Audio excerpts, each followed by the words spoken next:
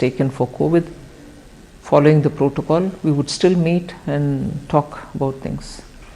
But eventually, whatever has been at that time decided and put out as schemes, one thing which was not so much relevant for dealing with the pandemic itself, but yet had to be done, was not to let go the opportunity to continue the reform process. Yes. So that was carried on. But we may do so many things. We may have a stable leadership, clear-headed leadership which stands by us and gives us the guidance under the Prime Minister. And we may come up with the proposals and also launch some specific schemes at that time to benefit, to give relief and so on.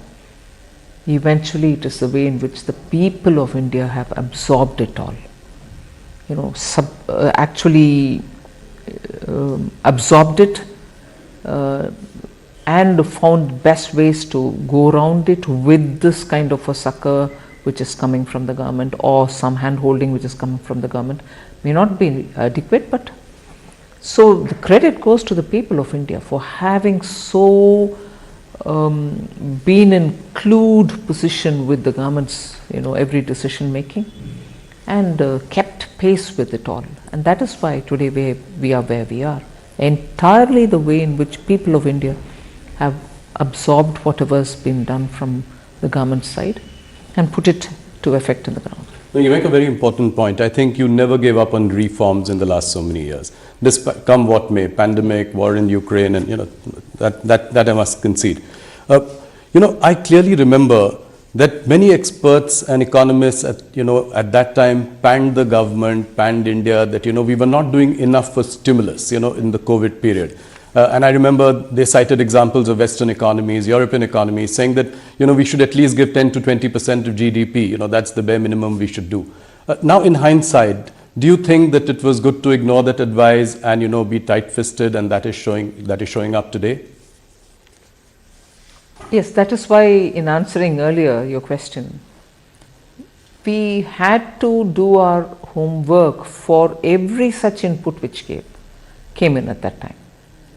Why? We could have always said, no, this is what appeals to us, and we would have gone ahead. No, but we had to consider every such advice which came in, and also go through the depths of what it would mean, how will it be executed, whether it can really bear the results and so on, only because whether we choose one way or not, we should know why we have not chosen a particular way and be able to justify saying, our understanding was this, and that's why we didn't take it. Today I have the advantage of looking back at it and say, good that I didn't take it, because the results would have been very different. Right. But the fact remains that we went through every one of the suggestions with equal open-mindedness and rigor.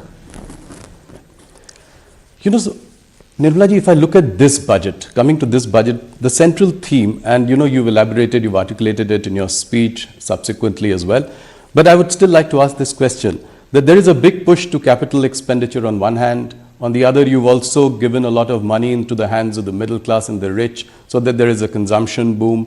All this while keeping the fiscal discipline in place, as you had promised. 5.9%, so that's giving some comfort to everyone.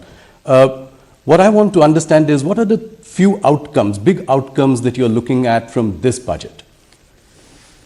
If well executed, if the states and the center work together, I expect tourism to really see a sea change. Flow of people coming in both from one other states and also from abroad.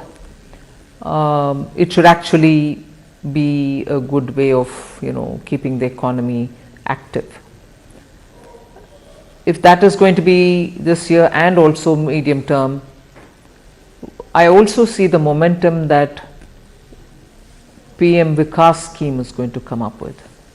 Because what it does, at least from the way in which I have done this work on understanding that scheme and to see how best it can be tailored, it touches that segment which is sort of self-employed, which has skills, which may be traditional skills, but which are very productively used and that itself has a huge market, niche market of its own. If by launching PM Vikas, we will be able to touch upon a large section, not confined to any particular few castes which go by the description Vishwakarma, but we are including everybody who uses his hand with some tools, produces things. That's a huge layer which doesn't get covered under A scheme or B scheme or C scheme. Now we are touching them. We are actually giving that material difference of receiving better attention, better raw material, better marketing, better professionalized way of aggregation and so on, with better fair rated credit from bank and so on. I think that layer which has remained unseen, untouched till now, but very recognized because of the quality of products that they produce, will now make a big difference to us. Equally, the push on green is not going to be any less. In every sector, there's been provisions made in the budget for them to do the transition from depending on fossil fuel to a renewable energy source based fuel. And that will touch every walk of life, not just farmers, not just women in household, both from the point of view of user and also producer. You will generate enough power for yourself and be able to also sell it. And the final but most important, I would think, is the way we are going to shake up and also give life to the self-help women's groups which exists in the rural parts of the country. Some states have extraordinarily done well on SHGs in the last few decades. It's not as if they have been formed only today. A couple of decades they've been on the ground. 81 lakh of them groups exist. And it is they who we are now trying to aggregate, bring them together like clusters, see what they want to do in terms of production or services. For instance, I just bring in a very private sector example. Lijjat, the papad, after all was a women's somewhat self-help group. Look at the kind of product, the quality, the branding, the perception about what is Lijjat can always be superior in quality. There's never a compromise on it, and people seek it, even though from the general papad pricing it is slightly higher in price, but still people prefer it. So like that, SHGs, and I don't want just to end with the papad making, it should be everything else also.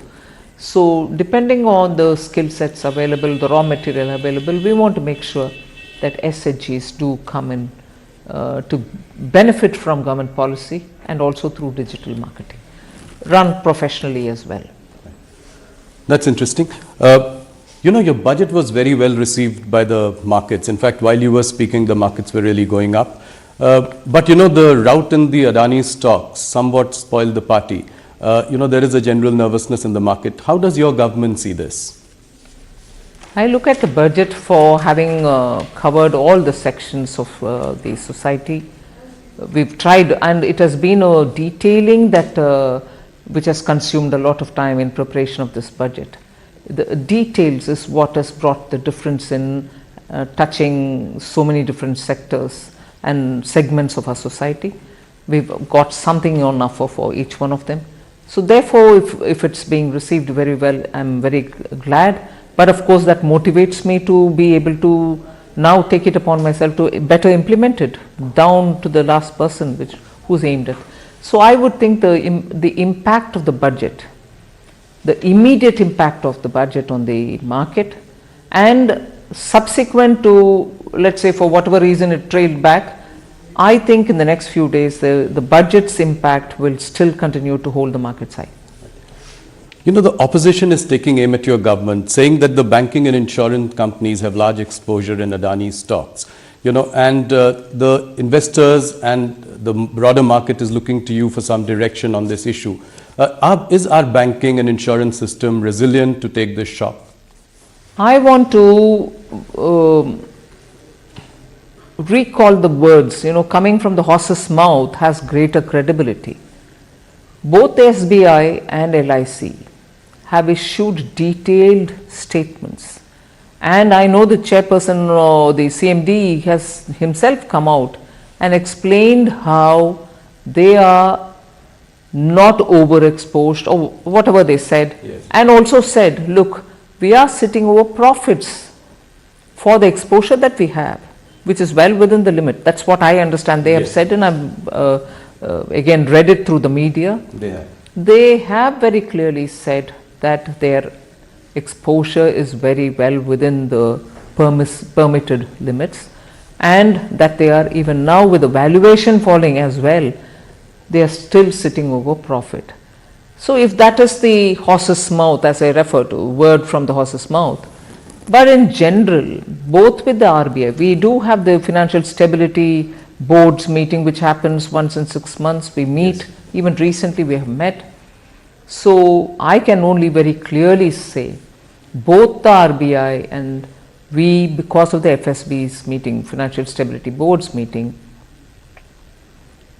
know that the Indian banking system, if anything, at this stage, for me to use this word, I want to use it with a sense of responsibility, like having gone through the twin balance sheet problem, Indian banking sector today is at a comfortable level, with their NPAs coming down to absolutely low levels. Yes. Recovery is happening, and their position is very sound, which gets reflected in the fact that when they go to raise monies in the market, they are absolutely comfortably raising monies as well. So the entire macroeconomic analysis which any expert would do also highlights the fact that how comfortable the Indian banks are placed in. That cannot be that if they are at risk. Some of the global investors as well, as a knee-jerk reaction, seem to have pulled out some money in the last couple of days. Some have put, fresh investments on hold. What would your message be to the global investors?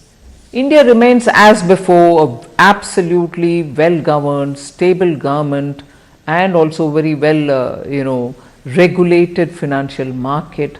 And as a result, I think the investor confidence which existed before shall continue even now. Our regulators are normally very, very stringent about certain governance practices, and therefore they should, one instance, however much talked about globally it may be, I would think is not going to be indicative of how well Indian financial markets are governed.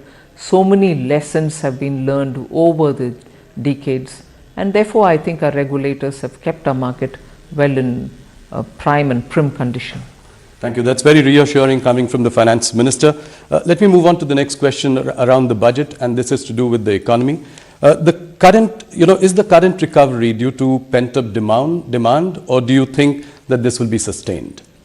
I think it will be sustained, because the pent-up demand argument was very right nearly 4-5 quarters ago, when post the Omicron we were coming back. People thought 2022 festival season was driven by revenge shopping, Yes. pent-up demand and so on. But that pent-up demand won't stretch itself for more than one season, if you want to, take it that way. 2022 festival season was in its normal course, and there was no exaggeration in the markets or even in consumption. So I think it has now reached a level where it will sustain itself. No, I asked this question also because the rural demand is still tepid. Looking at the commentary coming from FMCG companies in India. Also, if we look at, the work under the Manrega scheme and the, and FMCG results, I asked this question in this context as well. Can aggregate demand be more robust?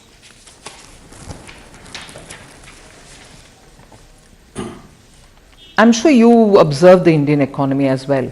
Yes. In all its great detail. Demand doesn't remain stable, and then it doesn't remain only going upward.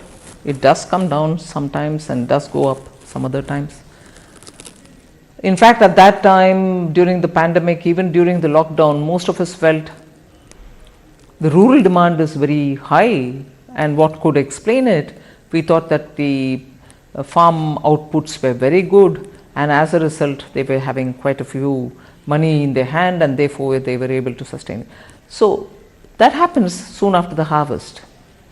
But rural demand even today, in terms of the people who are in the farm equipment manufacturing areas, are quite comfortable with what is going on in the rural market. It's not as if demand has affected them. So people are purchasing equipments to do their tilling or farming activities. That's one. I'm not just talking about tractors, but even the other equipments which go in. One. And second, also rural demand, which is FMCG related or your daily consumption related items. Your GST revenues, whilst I don't want to say that revenue GST going up is purely on rural, it may be urban and rural, but it means that it cannot be maintaining a sustained level if one of the segments, rural or urban, really fall down drastically. So I don't think it's worrisome, if at all, any drop. The RBI governor says that the worst of inflation is behind us. So can the RBI then take a more relaxed view of monitoring, tightening and support growth in the coming weeks and months? Well, I realize that if I do comment, it will look as if I'm guiding the RBI or anything like that. No, broadly speaking. But I suppose, yes, the way in which inflation has come down, both by RBI's action and by the government's action, and the government's action has been steady and at it for some time. So I expect, since the fall in the inflation, it doesn't seem to be just a momentary or a 1 month affair. It should sustain itself in the process of coming down, and therefore they should, and you're right, therefore there shouldn't be that much pressure on the central bank to keep the pace of increasing the rates. So, but the MPC will take a call. Of course. Any concern that you feel is there because of the twin deficit problems?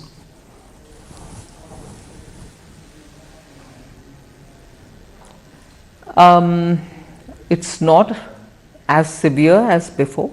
Yes. Yes, when exports come down, you're going to have the current account deficit. But it's also now suddenly going up as well as it was before, a couple of months ago, one. And second is also the import. Imports also keep slightly going up sometimes, but it's also coming down. If these two factors are primarily the ones which we have to concern ourselves with, monthly fluctuations I say. Yes. Fluctuation should not worry us, but if every month there is a steady decline and there doesn't seem to be a sign of increase or coming upward, uptick as you would say, if there is no chance of an uptick predicted in the next few months, then I think I should worry. But monthly looking at coming down and going up need not worry us so seriously. Okay. So next year the centre and states will spend rupees 13.7 lakh crore as capital expenditure. By any account, it's a phenomenal number. Capacity utilization in the manufacturing sector is at about 72%. My question is, when do you think that the private sector will enter this virtuous cycle of capital spending? They are in it already, I would think. There has been a minor uptick. But I've been explaining this. I'm not sure if industry is explaining it as much, but I read it. So I keep read it in the sense my inferences based on the kind of discussions which happen. India's industry, the old India industry as well as the new, which is the IT related industry, software and so on, both old India industry and this, are transitioning also with the energy related matters, are transitioning also in the way in which their shop floors are operated. So the investment that they make is not to create one more unit of what they already have. The investment that they have to make, and therefore the conscious decision that they have to take, will now also look at not just expanding existing capacity the way it is, but also looking at bringing high technology, Web3, robotics, 3D printing and so on. So that together with moving towards more renewable energy use, making a green product of what they are making. For instance, steel industry is facing huge barriers in Europe. Now, their business of having to invest and expand now would be not to just produce more steel, but to produce green steel. So the investment there has 3 new dimensions which have never been into consideration earlier. Invest and produce green, produce also with the efficiencies of technology. So all this, when comes into play, when your decision making is being done, does take time and more resources. So I would want to give that advantage for India's private sector, that yes, their process is going to be somewhat more complicated in terms of taking the decision, but I think the atmosphere is conducive for that on all grounds, technology, green and so on.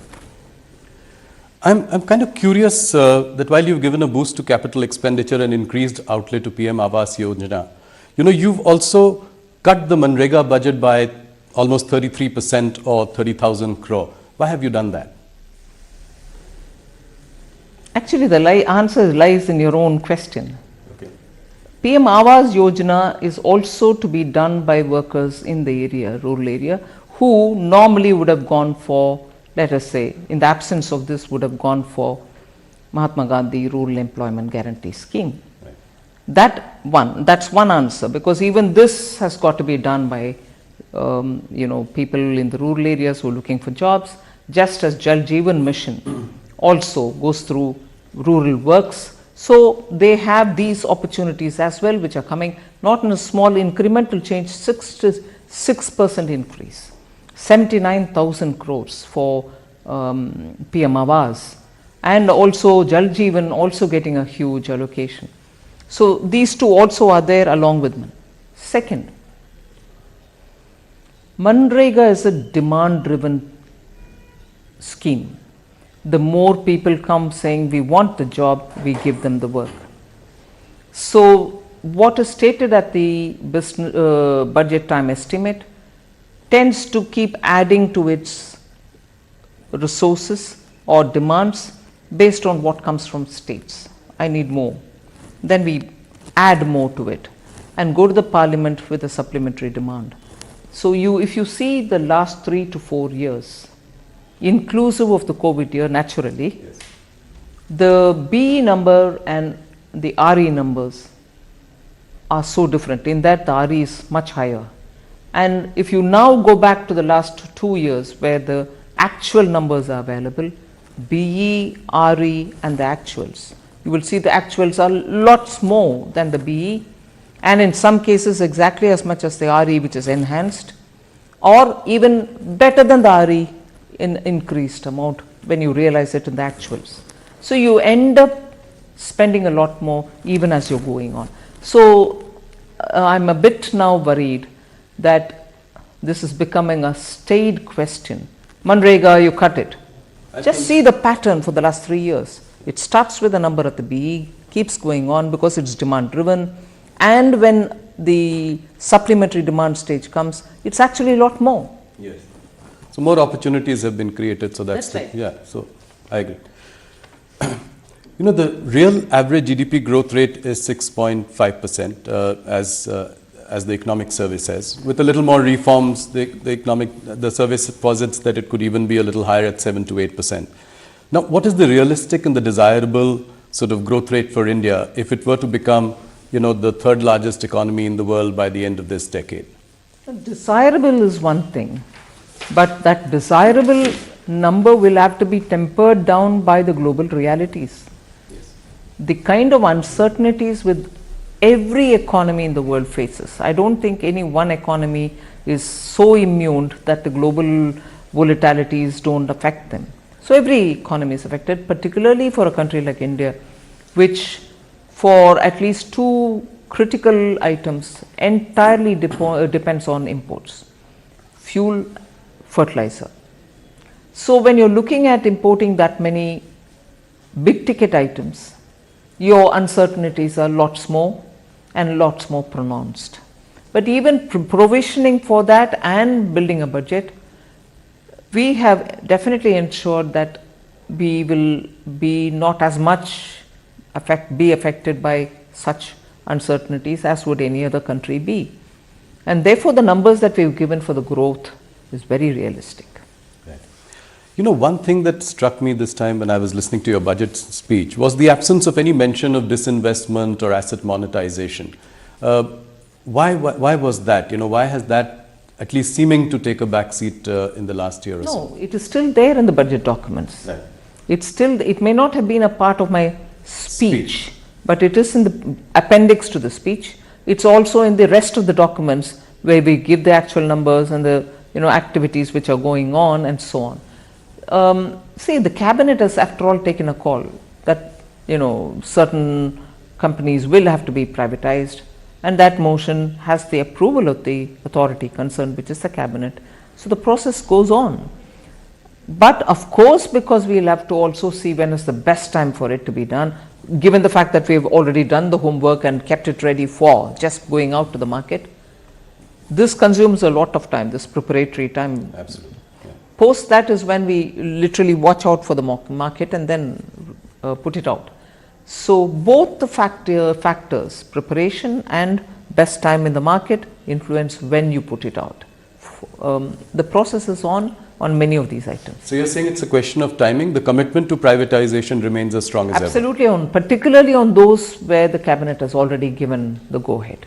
So last year you'd spoken about the privatization of 2 PSU banks. What happened to that? Have you identified the banks? Is the process on? This is what is happening. The process is on. The amendments will have to happen in the act, right, and then also look at the market, and then it'll have to go through. So it is very much on. Of course, it's on, because the cabinet has given the approval. Right. So, Nirmala ji, the export sector is suffering because of slowdown in major markets. What are the options to mitigate the impact of weak international economies for us today? See, it has two-sided problem. One, you have to make up for those handicaps that Indian exporters face, whether in logistics, whether it is the cost of electricity, or whether it is any other inherent handicap that they may have in terms of labor or in terms of the place they are located in and so on. So for these inefficiencies because of certain handicaps, it is necessary to give them some kind of a redressal, in the sense give them some incentive, or the RODTEP like scheme which is already on. So that's one thing. But it's also the usual way in which you would say, if a market is difficult, look for newer markets. If a market is difficult, see what you want to do about making yourself attractive for that market. You do road shows, or you spend money in branding yourself, or you appoint such agents who will tell us about the tastes in that and preferences in that market and so on. And looking for another market, you will obviously spend some money and go on road shows, open up avenues there. But today, the typical problem that you face, not just you, meaning Indian exporters, but many face, is the lack of demand in those markets because of recession, which are normally our marketplaces where we send our products, whether it's your textile, whether it is your diamonds, whether it's your gems and jewelry, whether it is your tea, whether it's your basmati rice, and so on.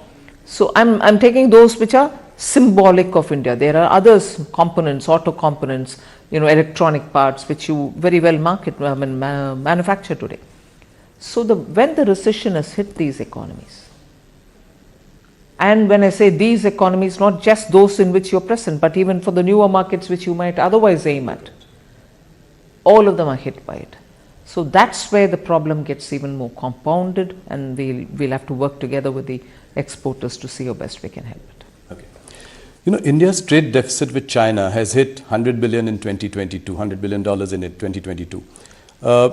Imports keep rising, exports to China are falling. Is this situation acceptable to us? How do we really reverse this trend?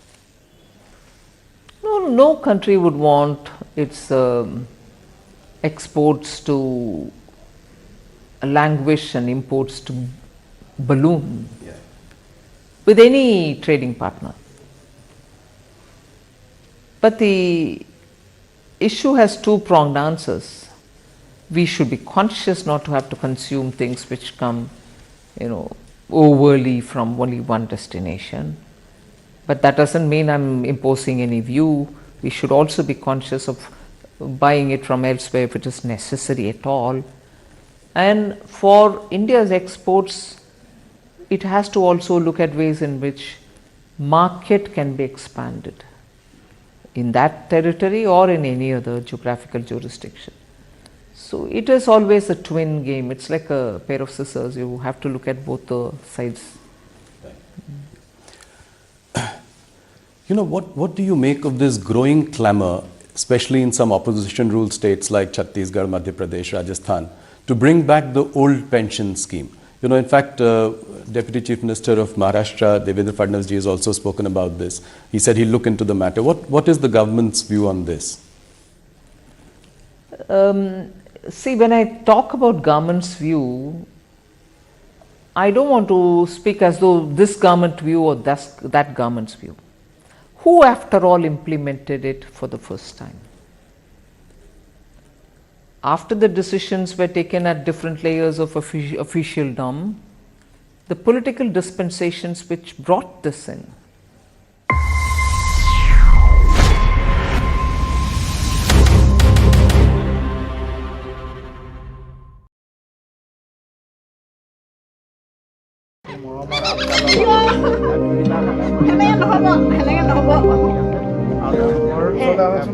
মানুহৰ হৈতে বনৰীয়া চৰাই সহৱস্থান বাধ্যবাধকতা বা বন্দী জীৱন নহয় চেঁচাই এহাল ধনেশ পক্ষীয়ে এটা পৰিয়ালৰ হৈতে সহৱস্থান কৰিছে তিনিচুকীয়া জিলাৰ বৃহত্তৰ বাৰেকুৰি অঞ্চলৰ ৯ মটাপুং গাঁৱৰ বীৰেন্দ্ৰ গোহাঁইৰ পৰিয়ালটোৰ হৈতে বিগত ৩ বছৰ ধৰি বাস কৰি আহিছে এটা বনৰীয়া ধনেশ পক্ষীৰ পৰিয়াল প্ৰায় ৩ বছৰৰ পূৰ্বে ধুমুহান বাৰীৰ এডাল প্ৰকাণ্ড গছ ভাঙি পৰিছিল আৰু সেই গছজোপাত এটা গাঁত কৰি ধনেশ পক্ষীৰ এটা পৰিয়ালে বাঁহ সাজি লৈছিল গছজোপা ভাঙি পৰাত বাঁহটোত থকা ধনেশ পক্ষীৰ পোৱালি দুটা আঘাতপ্ৰাপ্ত হৈছিল পৰৱৰ্তী সময়ত আঘাতপ্ৰাপ্ত পোৱালি দুটা গোহাঁয়ে উঠাই আনি ঘৰুৱাভাৱে যৎপৰনাস্তি চিকিৎসা কৰি সুস্থ কৰি তুলিলে তেতিয়াৰে পৰা ধনেশ পক্ষীৰ পোৱালি দুটাই গোহাঁই পৰিয়ালৰ মৰম এৰি যোৱা নাই ধনেশ পক্ষীৰ পোৱালি দুটাই ঘৰৰ হাঁহ কুকুৰা মেকুৰী কুকুৰৰ লগত উমলি জামলি সময় অতিবাহিত কৰে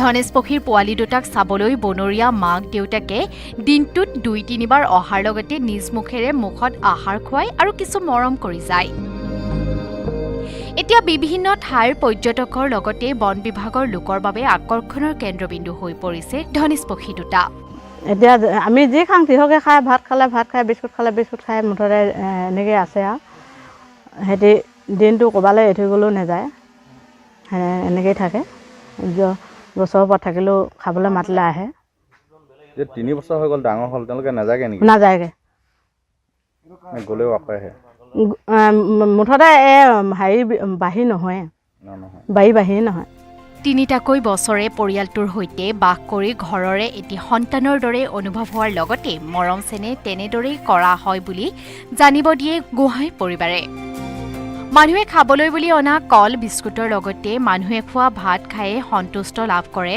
ধনেশ পক্ষীহালে লক্ষণীয়ভাৱে বাৰেকুৰি অঞ্চলটোত প্ৰায় ৩০টাকৈ অধিক এটা ধনেশ পক্ষীৰ জাকে মানুহৰ বাৰীৰে বাৰীৰে ঘূৰি ফুৰে ধনেশ পক্ষীৰ বাবেই অঞ্চলটো গ্ৰাম্য পৰ্যটনৰ অন্যতম আকৰ্ষণীয় ক্ষেত্ৰ হ'ব পাৰে বুলিও বিভিন্নজনে কয় দিগবৈৰ পৰা ৰীনা কাকতি গগৈ ৰিপৰ্ট নিউজ 18 অসম নৰ্থ ইষ্ট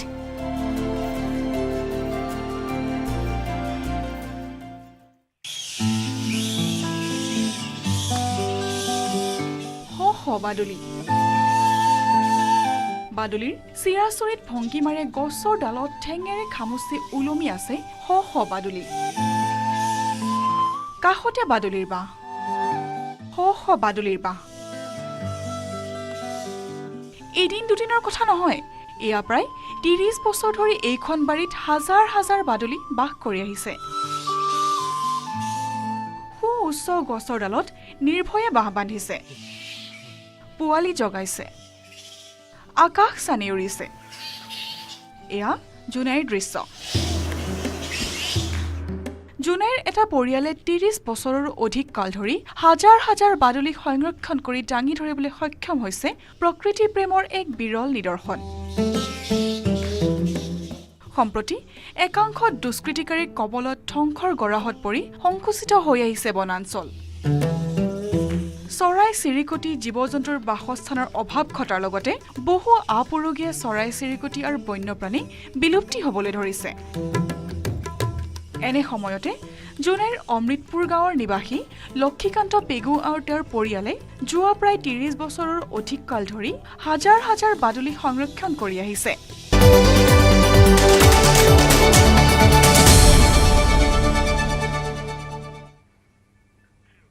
ঘূৰি আহিছোঁ বাতৰি মাজলৈ। ডিব্ৰুগড়ত অপহৃত শিশুৰ মৃতদেহ উদ্ধাৰ। ডিব্ৰুগড় হাইস্কুলৰ সমীপত উদ্ধাৰ কৰা হৈছে মৃতদেহটো। এটা পৰিত্যক্ত বাসগৃহৰ পৰা উদ্ধাৰ হৈছে মৃতদেহটো। ডিব্ৰুগড়ৰ মালিপট্টিৰ পৰা অপহৃত হৈছিল শিশুটি। 4 দিন পূৰ্বে অপহৰণ হৈছিল শিশুটি। চিচিটিভিত বন্দী হৈছিল অপহৰণৰ দৃশ্য। ঘটনাস্থলীত উত্তপ্ত পৰিস্থিতিৰ সৃষ্টি হৈছে।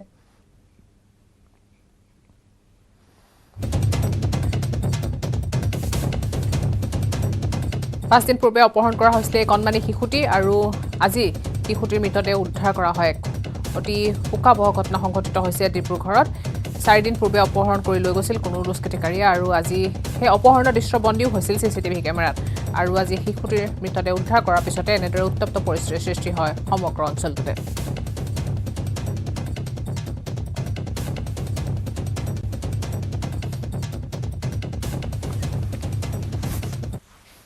बच्चा को ऐसा हुआ है तो पुलिस को ढूंढना चाहिए था ना। पुलिस आज नहीं ढूंढता तो हम लोग बच्चे में पड़ा नहीं रहता। आज उसका माँ पर बाप पर क्या बीत रहा होगा। हम लोग जानता है, उस आदमी को हम लोग पहचानता है ना, वो लोग क्या है। किसी का भी बच्चा बच्चा होता है, लेकिन ऐसा सोचना चाहिए ना पुलिस को।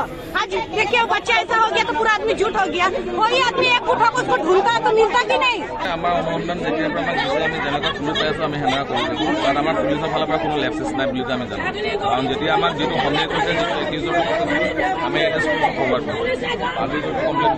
দুখীয়া ল'ৰা বুলি লৈ কিনে একো কৰিব নোৱাৰিলে ল'ৰাটোক। এই দুখীয়া ল'ৰাটোক কি কৰিছিলে, কি কৰিছিলে, এতিয়া ফুলি থাকি মৰি থাকি চৰকাৰে কিয় কাৰণে কৰিব নাই। বিজেপি চৰকাৰ ইমান চবকে চবৰ গোটেই ৰাজ্যক সমানি থৈছে। এই কেছৰ কি কৰিছিলেন। আজি এইটো অমিৰ ঘৰৰ ল'ৰা বাচ্চা থাকিলে পুলিচে ওলাই দিলে হয় নে নিদিলে। 30 জানুৱাৰীত এটা মিচিং ৰিপৰ্ট ফাইল কৰা হৈছিলে যে এইটো 5 বছৰীয়া শিশু, এইটো সন্ধান পোৱা নাই তেওঁলোকে আৰু সেই মৰ্মে এটা মিচিং কেছ ৰেজিষ্টাৰ কৰি আৰু যি শিশুৰ বয়সটো কম আছিলে সেইকাৰণে 365 IPC এটা কিডনেপিং কেছ আমি ৰেজিষ্টাৰ কৰিছিলোঁ আৰু ইনভেষ্টিগেশ্যন আমাৰ আগবঢ়াইছিলোঁ। আমাৰ ইনভেষ্টিগেশ্যনত আমি পালোঁ যে এটা CCTV ফুটেজত এইটো শিশু এজন মানুহৰ লগত গৈ আছে। সেই মানুহ ধৰা হৈছিলে আৰু আমি ৰিমাণ্ড কাৰণে প্লে কৰিছিলোঁ। এতিয়াও ৰিমাণ্ডত আছে। আজি যি মৃতদেহ উদ্ধাৰ হৈছে তেতিয়া আমি কনফাৰ্ম হ'লোঁ যে এইটো মাৰ্ডাৰ আৰু আমি ছাছপেক্ট কৰিছোঁ যে সেইটো মলেষ্টেশ্যন হ'ব পাৰে। সেইটো সেইকাৰণে আমি বডি এতিয়া AMCত পঠাইছোঁ আৰু যি একিউজ আছে তাৰ মেডিকেল এক্সামিনেশ্যন কৰা হ'ব আৰু যি ৰেছপেক্টিভ 302 IPC আৰু পক্সো যদি ছেকশ্যন এপ্লিকেবল হয় সেইটো কেছত অনা হ'ব আৰু আমি বেচিকলি চেষ্টা কৰিম যে সেই মাহৰ ভিতৰত আমি চাৰ্জশ্বিট কৰিম। কিবা তেওঁৰ ভাৰ্চনত কিবা প্ৰকাশ কৰিছে নেকি?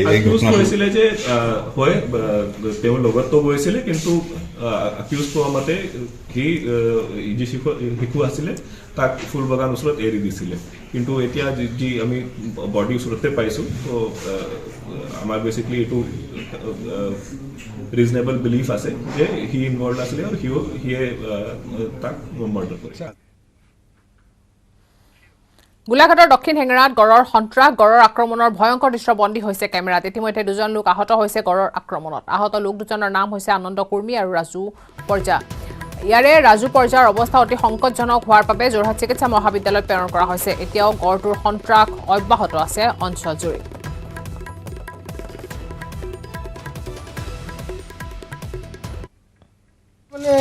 ঢেৰজন চাহপান গৈছিলে, মই চাইছোঁ এনেকৈ এফালৰ পৰা দৌৰ মাৰি আহিলে পলাইছিলে পলাই আহিলোঁ পৰিলোঁ খুন্দিয়া মোক মানে উজতি খাই গ'ল আগফালে পৰি গ'ল দেহাটো ইয়াতে পাই দিলোঁ তেনেকৈ লুটি খাই দিলোঁ খোল খালে বন্ধ খামৰ চিঠি কবি নীলমণি ফুকনে মৃত্যুৰ 19 বছৰ পূৰ্বে লিখা এখন চিঠি চিঠিত নাম আছে নৱকান্ত বৰুৱা হোমেন বৰগোহাঁইৰ নাম আছে প্ৰদীপ আচাৰ্য তাবুতাইদৰো গৱেষণা সংস্থা অবিলাকৰো নাম আছে চিঠিত শিৰোনাম হৈছে অন্য এক কলংকিত অধ্যায়ৰ বিষয়ে চিঠিত অপবাদ আৰু পৰিকল্পিত জালিয়াতিৰ অভিযোগ 50 বছৰ আগতে ষড়যন্ত্ৰ হৈছিল নীলমণি ফুকনৰ বিৰুদ্ধে জনক মৃদুপৱন বৰুৱাই তুলিছিল এই অভিযোগ কাব্য ঋষিৰ সততাৰ ওপৰত প্ৰশ্ন উত্থাপন কৰিছিল আমাৰ প্ৰতিনিধি আলোচনীত লিখিছিল নীলমণিৰ বিৰুদ্ধে টোপনিটো তেওঁ মুখ খেদি ফুৰিছিল কবিতাটোক লৈ বিতৰ্ক কবিতাটোতে স্পেনিছ কবিতাৰ প্ৰভাৱৰ অভিযোগ স্পেনিছ কবি কেমিনৰ প্ৰভাৱ পৰা বুলি অভিযোগ অসমীয়া সাহিত্যৰ বুৰঞ্জীৰ হস্ত খণ্ডটো কবিতাটোক লৈ বিতৰ্ক অসমীয়া সাহিত্যৰ বুৰঞ্জী সম্পাদক আছিল হোমেন বৰগোহাঁই আৰু কবিতাটোক লৈ মন্তব্য কৰিছিল প্ৰদীপ আচাৰ্যই অসমীয়া কবিতাৰ 20টা বছৰ প্ৰবন্ধ লিখিছিল আচাৰ্যই আৰু এই কবিতাটোত কেমিনৰ প্ৰভাৱ পৰা বুলি কৈছিল প্ৰদীপ আচাৰ্যৰ মন্তব্যত হতভম্ব হৈছিল নীলমণি ফুকন কেমিনৰ কবিতাটোত ক'ত পাইছিল উত্তৰ নিদিলে আচাৰ্যই অবিলাকে প্ৰকাশ কৰিছিল অসমীয়া সাহিত্য বুৰঞ্জী উত্তৰ বিচাৰি অবিলক লৈ চিঠি দিছিল নীলমণি ফুকনে অবিলক লৈ দিয়া চিঠিৰ উত্তৰ নাপালে নীলমণি ফুকনে কেমিন কবিতাটোক কৰবাত পাইছিল বুলি কৈছিল নৱকান্ত বৰুৱাই কিন্তু ক'ত পাইছিল সেই কথা স্পষ্ট নকৰিলে নৱকান্ত বৰুৱাইও সেই সময়ত নীলমণিলৈ ভাবুকি ভৰা চিঠি প্ৰেৰণ কৰা হৈছিল জেলত থব পাৰোঁ জান বুলি ভাবুকি দিছিল চিঠিত আমাৰ প্ৰগতিৰ ৰঙালী বিহুৰ সংখ্যাটো অভিযোগ কুম্ভিলক বৃত্তি নীলমণি ফুকন আৰু ভৱেন বৰুৱাৰ উকালতি প্ৰবন্ধক লৈ সম্পাদকলৈ চিঠি লিখা হৈছিল নীলমণিৰ বিৰুদ্ধে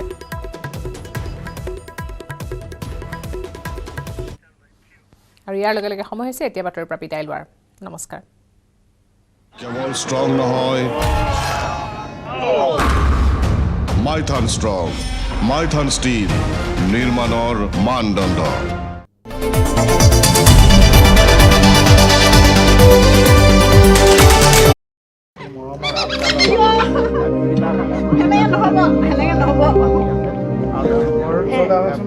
মানুহৰ সৈতে বনৰীয়া চৰাই সহৱস্থান বাধ্যবাধকতা বা বন্দী জীৱন নহয় চেঁচাই এহাল ধনেশ পক্ষীয়ে এটা পৰিয়ালৰ সৈতে সহৱস্থান কৰিছে তিনিচুকীয়া জিলাৰ বৃহত্তৰ বাৰেকুৰি অঞ্চলৰ 9 মতাপুং গাঁৱৰ বীৰেন্দ্ৰ গোহাঁইৰ পৰিয়ালটোৰ সৈতে বিগত 3 বছৰ ধৰি বাস কৰি আহিছে এটা বনৰীয়া ধনেশ পক্ষীৰ পৰিয়াল প্ৰায় 3 বছৰৰ পূৰ্বে ধুমুহাত বাৰীৰ এডাল প্ৰকাণ্ড গছ ভাঙি পৰিছিল আৰু সেই গছজোপাত এটা গাঁত কৰি ধনেশ পক্ষীৰ এটা পৰিয়ালে বাঁহ সাজি লৈছিল গছজোপা ভাঙি পৰাত বাঁহটোত থকা ধনেশ পক্ষীৰ পোৱালি দুটা আঘাতপ্ৰাপ্ত হৈছিল পৰৱৰ্তী সময়ত আঘাতপ্ৰাপ্ত পোৱালি দুটা গোহাঁয়ে উঠাই আনি ঘৰুৱাভাৱে যৎপৰনাস্তি চিকিৎসা কৰি সুস্থ কৰি তুলিলে তেতিয়াৰে পৰা ধনেশ পক্ষীৰ পোৱালি দুটাই গোহাঁই পৰিয়ালৰ মৰম এৰি যোৱা নাই ধনেশ পক্ষীৰ পোৱালি দুটাই ঘৰৰ হাঁহ কুকুৰা মেকুৰী কুকুৰৰ লগত উমলি জামলি সময় অতিবাহিত কৰে ধনেশ পক্ষীৰ পোৱালি দুটাক চাবলৈ বনৰীয়া মাক দেউতাকে দিনটোত 2-3 বাৰ অহাৰ লগতে নিজ মুখেৰে মুখত আহাৰ খুৱাই আৰু কিছু মৰম কৰি যায় এতিয়া বিভিন্ন ঠাইৰ পৰ্যটকৰ লগতে বন বিভাগৰ লোকৰ বাবে আকৰ্ষণৰ কেন্দ্ৰবিন্দু হৈ পৰিছে ধনেশ পক্ষী দুটা এতিয়া আমি যি খাং তিহকে খাই ভাত খাই বিস্কুট খাই মুঠতে এনেকৈ আছে আৰু সিহঁতি দিনটো ক'ৰবালৈ এৰি গ'লেও নাযায় এনেকৈয়ে থাকে গছৰ ওপৰত থাকিলেও খাবলৈ মাতিলে আহে 3 বছৰ হৈ গ'ল ডাঙৰ হ'ল তেওঁলোকে নাযায়গৈ নেকি নাযায়গৈ গ'লেও আকৌ আহে মুঠতে হেৰি বাঢ়ি নহয় বাঢ়ি নহয় তিনিটাকৈ বছৰে পৰিয়ালটোৰ সৈতে বাস কৰি ঘৰৰে এটি সন্তানৰ দৰে অনুভৱ হোৱাৰ লগতে মৰম চেনেহ তেনেদৰেই কৰা হয় বুলি জানিব দিয়ে গোহাঁই পৰিবাৰে মানুহে খাবলৈ বুলি অনা কল বিস্কুটৰ লগতে মানুহে খোৱা ভাত খায়ে সন্তুষ্ট লাভ কৰে ধনেশ পক্ষীহালে লক্ষণীয়ভাৱে বাৰেকুৰি অঞ্চলটোত প্ৰায় 30টাকৈ অধিক এটা ধনেশ পক্ষীৰ জাকে মানুহৰ বাৰীৰে ঘূৰি ফুৰে ধনেশ পক্ষীৰ বাবেই অঞ্চলটো গ্ৰাম্য পৰ্যটনৰ অন্যতম আকৰ্ষণীয় ক্ষেত্ৰ হ'ব পাৰে বুলিও বিভিন্নজনে কয় ডিগবৈৰ পৰা ৰীনা কাকতি গগৈ ৰিপৰ্ট নিউজ 18 অসম নৰ্থ ইষ্ট।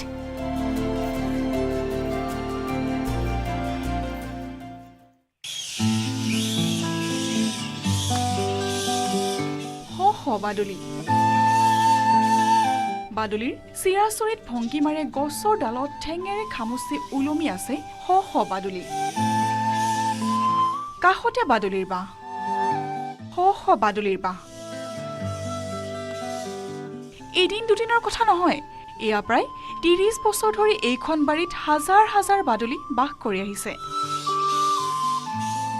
সু উচ্চ গছৰ ডালত নিৰ্ভয়ে বাঁহ বান্ধিছে, পোৱালি জগাইছে, আকাশ চানি উৰিছে। এয়া জোনাইৰ দৃশ্য। জোনাইৰ এটা পৰিয়ালে ৩০ বছৰৰ অধিক কাল ধৰি হাজাৰ হাজাৰ বাদুলি সংৰক্ষণ কৰি দাঙি ধৰিবলৈ সক্ষম হৈছে প্ৰকৃতি প্ৰেমৰ এক বিৰল নিদৰ্শন। সম্প্ৰতি একাংশ দুষ্কৃতিকাৰীৰ কবলত ধ্বংসৰ গৰাহত পৰি সংকুচিত হৈ আহিছে বনাঞ্চল। চৰাই চিৰিকটি জীৱ জন্তুৰ বাসস্থানৰ অভাৱ ঘটাৰ লগতে বহু আপুৰুগীয়া চৰাই চিৰিকটি আৰু বন্যপ্ৰাণী বিলুপ্তি হ'বলৈ ধৰিছে। এনে সময়তে জোনাইৰ অমৃতপুৰ গাঁৱৰ নিবাসী লক্ষীকান্ত পেগু আৰু তেওঁৰ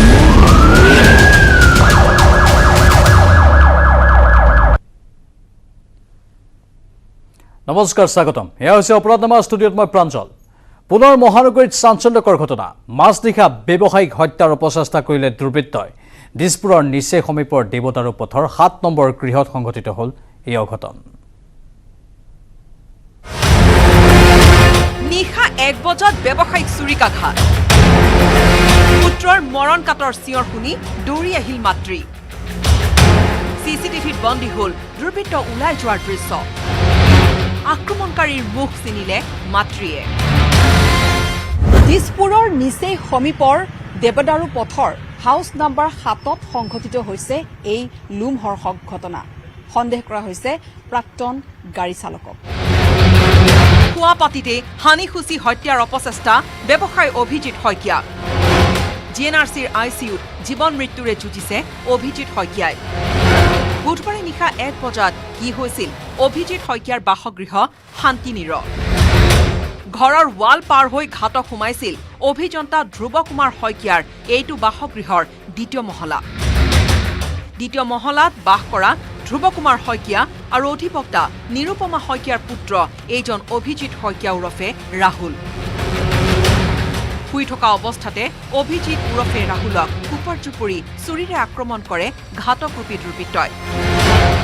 গুৰুতৰভাৱে আঘাতপ্ৰাপ্ত অভিজিতৰ কাটৰ চিঞৰত মাতৃ তথা বন কৰা মহিলাগৰাকীয়ে প্ৰাণ ৰক্ষা কৰিবলৈ চেষ্টা চলাই যদিও নিজকে কথমপি ৰক্ষা কৰে দুৰ্বৃত্তৰ আক্ৰমণৰ পৰা।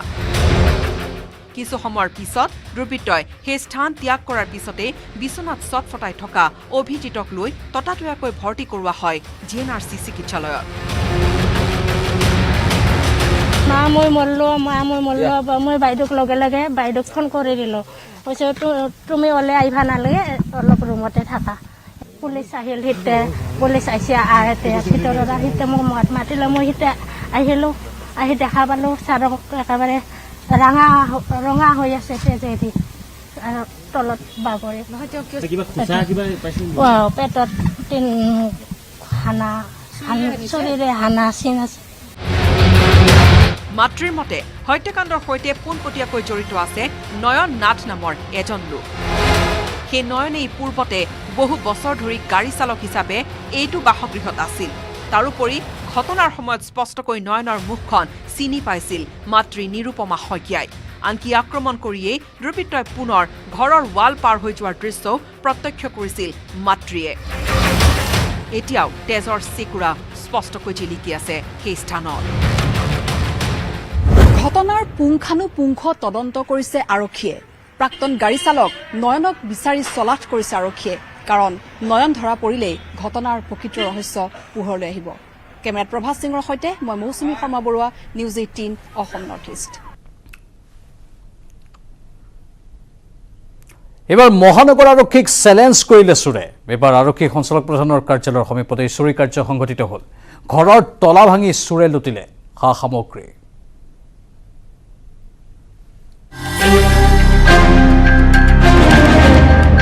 অসম আৰক্ষীৰ সঞ্চালক প্ৰধানৰ কাৰ্যালয়ৰ সমীপত চুৰি কাৰ্য। দুটা দিনত দুটাকৈ চুৰি কাৰ্য সঞ্চালক প্ৰধানৰ কাৰ্যালয়ৰ সমীপত। নৱনিযুক্ত আৰক্ষী সঞ্চালক প্ৰধানক বিগ চেলেঞ্জ অপৰাধীৰ।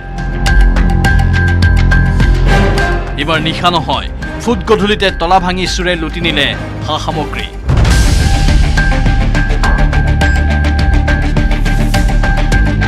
31 জানুৱাৰীৰ সন্ধিয়া নৱনিযুক্ত আৰক্ষী সঞ্চালক প্ৰধান জি.পি. সিঙে দায়িত্ব গ্ৰহণৰ দিনাই উলুবাৰী ইস্কন মন্দিৰৰ সমীপত সংঘটিত হৈছিল এটা চুৰিৰ ঘটনা।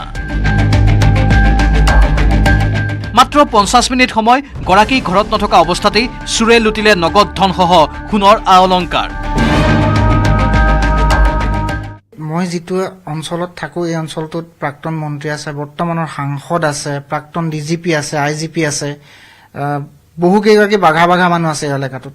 সমান্তৰালভাৱে 24 ঘণ্টাই নিৰাপত্তা থকা ইস্কন মন্দিৰটো আছে মোৰ একেবাৰে ফ্ৰণ্টতে। তাৰ মাজতো এই সন্ধিয়া লগা সময়তে ঘৰখন লুটপাট কৰি লৈ গৈছে। মানে এক কথাত ক'বলৈ গ'লে নিৰাপত্তা এটা জিৰো, একোৱেই নাই। পিছে এই ঘটনাৰ তদন্ত চলি থকাৰ মাজতে আন এক অঘটন সংঘটিত হ'ল আৰক্ষী সঞ্চালক প্ৰধান কাৰ্যালয়ৰ পৰা মাত্ৰ 500 মিটাৰ দূৰত্বত। এইবাৰ গৰাকী কাৰ্যালয়লৈ যোৱাৰ সময়তে তলা ভাঙি চুৰে লুটিলে ঘৰৰ সা সামগ্ৰী। নগদ ধনৰ পৰা চিলিণ্ডাৰলৈ এপদ এপদ সামগ্ৰী নিলে চুৰে। মুঠতে এনেদৰে এতিয়া নিতৌ গুৱাহাটীত সংঘটিত হৈছে এটাৰ পাছত আনটো চুৰিৰ ঘটনা।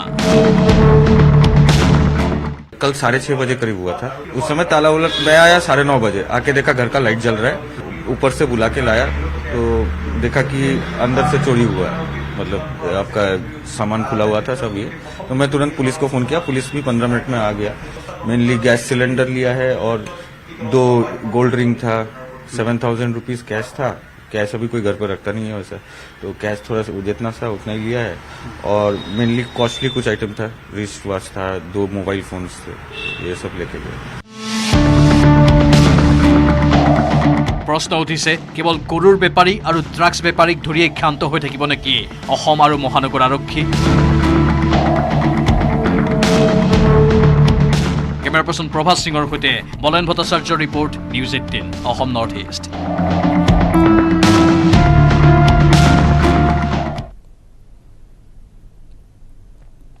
জম্মু কাশ্মীৰবাসীৰ সন্ত্ৰাসৰ নতুন কাৰণ সুগন্ধি। 21 জানুৱাৰীত জম্মু কাশ্মীৰৰ নাৰোৱালত পাৰফিউম বোমাৰে সন্ত্ৰাসবাদী সংঘটিত কৰিছিল 2টা ভয়ংকৰ ID বিস্ফোৰণ। ধৃত সন্ত্ৰাসবাদীৰ স্বীকাৰোক্তিত পোহৰলৈ আহিছে এই বিস্ফোৰক তথ্য।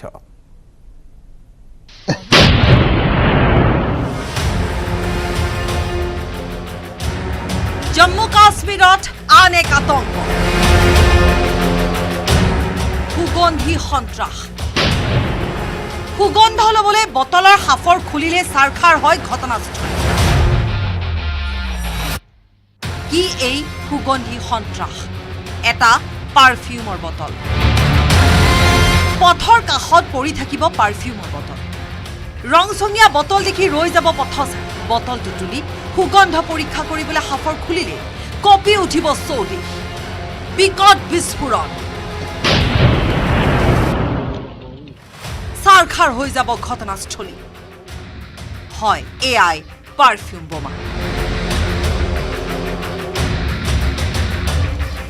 बॉटल परफ्यूम की दिखती है और अगर गलती से आपने परफ्यूम के स्प्रे के माफक उसको दबा दिया, जब खोल दिया तो आईडी फट जाएगी और जिसके हाथ में आईडी होगी उसका मौके पर ही नुकसान हो जाएगा।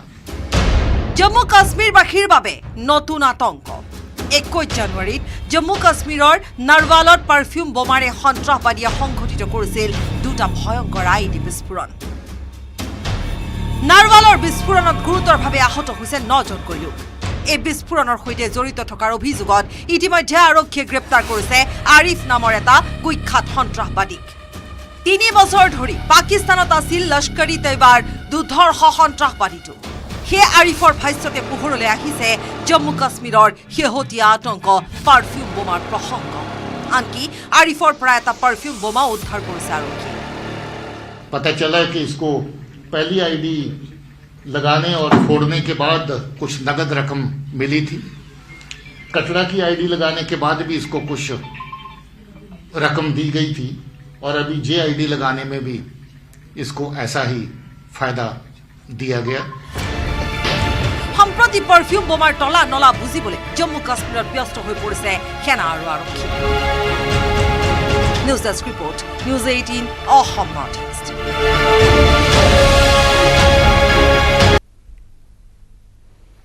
এবাৰ বঙাইগাঁৱত চিকিৎসকৰ কুকাণ্ড। কোলাত কেঁচুৱালৈ ন্যায় বিচাৰি থানাৰ দুৱাৰে দুৱাৰে ঘূৰিছে অসহায় ভুক্তভোগী। ভিন্ন প্ৰলোভনেৰে বিগত 4 বছৰে যৌন শোষণ চলোৱাৰ অভিযোগ চিকিৎসকজনৰ বিৰুদ্ধে।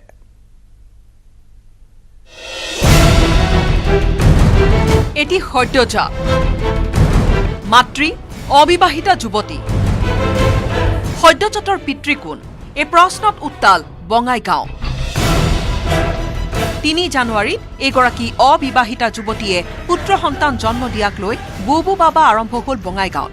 প্ৰতিবেশী আৰু পৰিচিত লোকৰ প্ৰশ্নবানত ঠকা হৰকা হোৱাৰ পিছত বিস্ফোৰক অভিযোগ দিলে ভুক্তভোগী মহিলাই। মহিলাৰ মতে সন্তানৰ পিতৃ ডাক্তৰ সুশান্ত ভট্টাচাৰ্য, বঙাইগাঁৱৰ বিশিষ্ট শিশু ৰোগ বিশেষজ্ঞ। ডক্টৰ সুশান্ত ভট্টাচাৰ্য চেম্বাৰত মই কাম কৰিছিলোঁ 4 বছৰ আগৰে পৰা। তাৰপিছত মোৰ মানে তাৰ লগত ফিজিকেল ৰিলেশ্যন হৈছিল। তাৰপিছত কামটো এৰিলোঁ। তাৰপিছত তাৰ লগত মানে ৰিলেশ্যনটো আছে, যিহেতু তাৰ তিৰি আছে, মনে মনে মোৰ লগত ৰিলেশ্যনটো ৰাখিছিল। পিছত আৰু এই বেবীটো অলপ হেৰি হ'ল, প্ৰেগনেণ্ট হ'ল। মই মানে প্ৰেগনেণ্ট হ'লোঁ। হোৱাৰ পিছত মোক ক'লাক যে, মই ক'লোঁ যে মোক বিয়া কৰে বেলেগ ঠাইত ৰাখ, মানে একচেপ্ট নকৰে মানে বিয়া কাৰণ ডাঙৰ ল'ৰা আছে হেনতেন। চেম্বাৰত কাম কৰাৰ সূত্ৰে ডাক্তৰ সুশান্ত ভট্টাচাৰ্যৰ সৈতে শাৰীৰিক সম্পৰ্ক গঢ়ি উঠাৰ দাবী মহিলাৰ। তাৰে পৰিণতি জন্ম হোৱা সন্তানৰ পিতৃত্ব স্বীকাৰ নকৰালৈকে ডাক্তৰ সুশান্ত ভট্টাচাৰ্যৰ বিৰুদ্ধে আইনী যুঁজ চলাই যোৱাৰ হুংকাৰ মহিলাৰ। এতিয়াতো মই প্ৰব্লেমত পৰি আছোঁ, বাচ্চাটো কাকো দিব নোৱাৰোঁ। তাৰপিছত এনেকৈ মানে কথাবিলাক মানে হেৰি হৈছে, ডাঙৰ হৈ গ'ল। এতিয়া বিচাৰোঁ মোক বাচ্চাটো স্বীকৃতি লাগে, মোৰো স্বীকৃতি লাগে। মই টকা পইচা এইটো আদায় কৰিব কোৱা নাই।